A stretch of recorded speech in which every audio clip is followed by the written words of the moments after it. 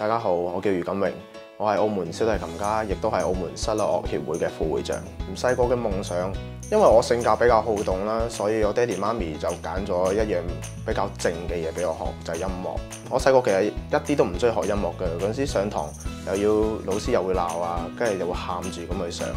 但係當我參加過一次比賽，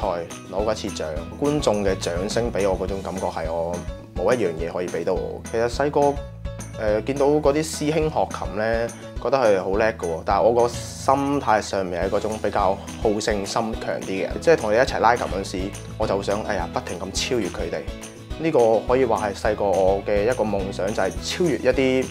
同我一齊學琴嘅人。而家夢想都係專注翻喺教學同埋推廣室內樂音樂呢方面啦，所以我成立咗呢個澳門室內樂協會。當時有呢個諗法咧，係因為諗翻起細個參加澳門青年音樂比賽嘅時候，其實室內樂組別已經存在，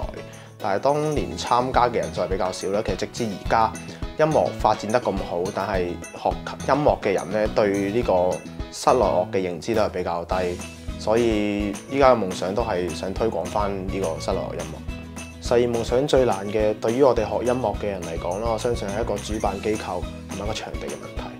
澳門你要做一個音樂會，做一啲活動，你係需要一個主辦機構，所以我哋喺機構上面我哋成立咗澳門室內樂協會啦。呢個協會成立嘅其中一個主要嘅目的係俾一啲本地嘅音樂家喺出邊讀完演奏翻嚟，有一個演出嘅平台。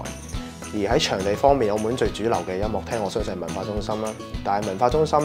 喺音質上面絕對唔係一個好好嘅音樂廳。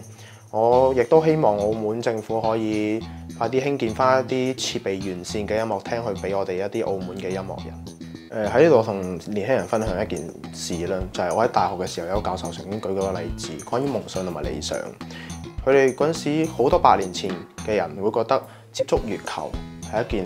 冇可能嘅事，佢哋覺得個夢想嚟，佢哋會攞盆水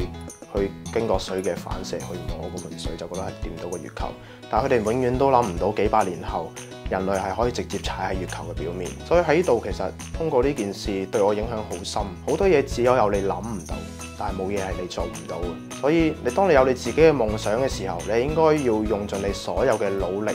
去衝破呢個難關，令到夢想唔再係夢想。大家好，我係余錦榮，我係澳門小提琴家同埋澳門室內樂協會副會長。